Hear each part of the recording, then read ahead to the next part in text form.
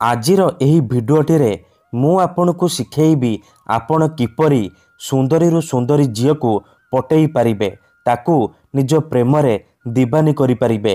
एही वशीकरण करिबा पई आपनकु किछि भी तंत्र मंत्र करिबाकू पड़िबनी किंबा किछि भी पैसा खर्च करिबाकू पड़िबनी। केवल जेउ झील को आपण भल पाउचंती कागज रे तार नाम लेखि जालिबार अछि। ग्यारंटी देउची जेमिति एपटे कागज जलिब सेपटे से झील आपणक आड़कू आकर्षित हेबाकू लागिब। राति दिन आपणक कथा भाबिब, निजे आसिब आपणक सहित कथा हब, नहेले आपणकू फोन करिब।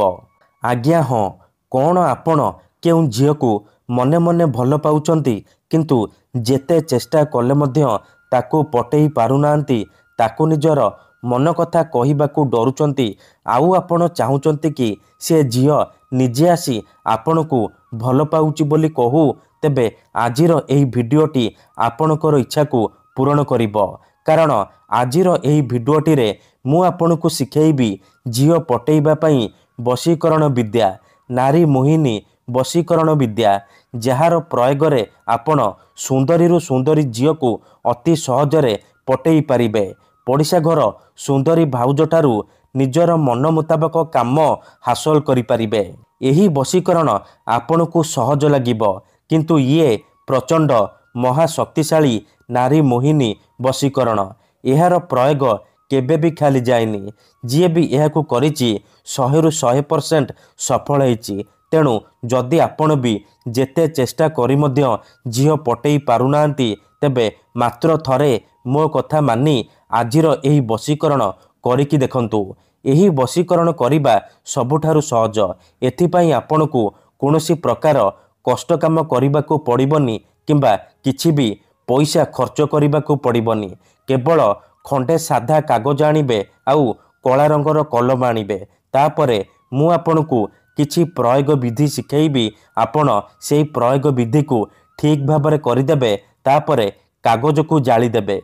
जेमिति आपण एपटे कागज को जालिबे सेपटे प्रभाव पड़िबा आरंभ हो जिवो।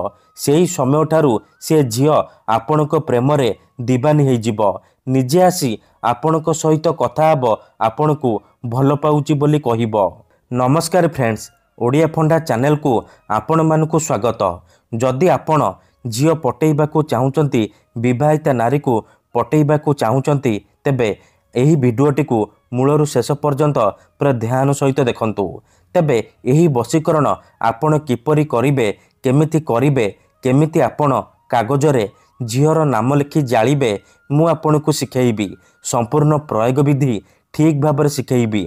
जानिबा पई भिडियोटी को पूरा ध्यान सहित शेष पर्यंत देखंतु। अधारू छाड़िकी पळेइले किंबा काटी काटी देखिले आपण किछि भी बुझी पारिबानी। परे कमेंट करिबे, गुरुजी आपणकर वशीकरण काम करूनी। देखंतु, मंत्र तंत्र जंत्र वशीकरण ये एमिति सेमिति काम करेनी। मनरे संपूर्ण विश्वास निष्ठा आउ एकाग्रतार सहित आपणकू एही वशीकरण करिबाकू पड़िबो।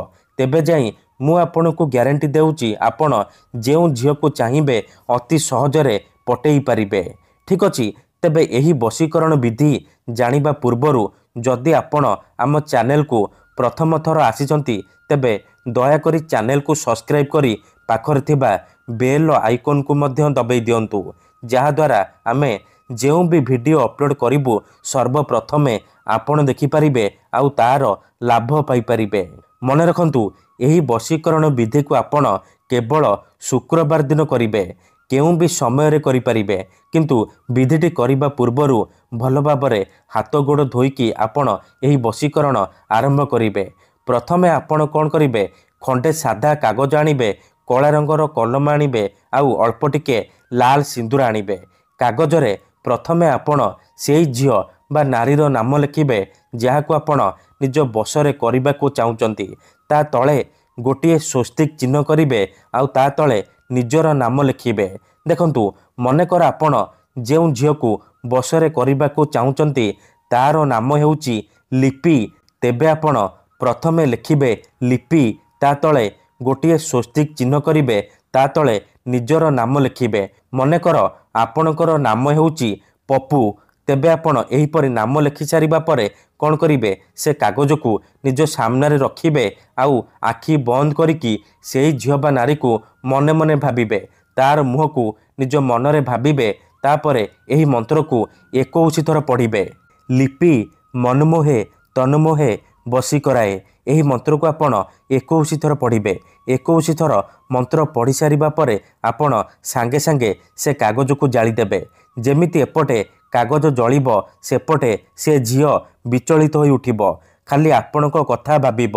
ଯେପର୍ଯ୍ୟନ୍ତ ଆପଣଙ୍କୁ ଦେଖିନି ସିଏ ଗୋଟେ ମୁହୂର୍ତ୍ତ ବି ରହିପାରିବନି। ଧନ୍ୟବାଦ।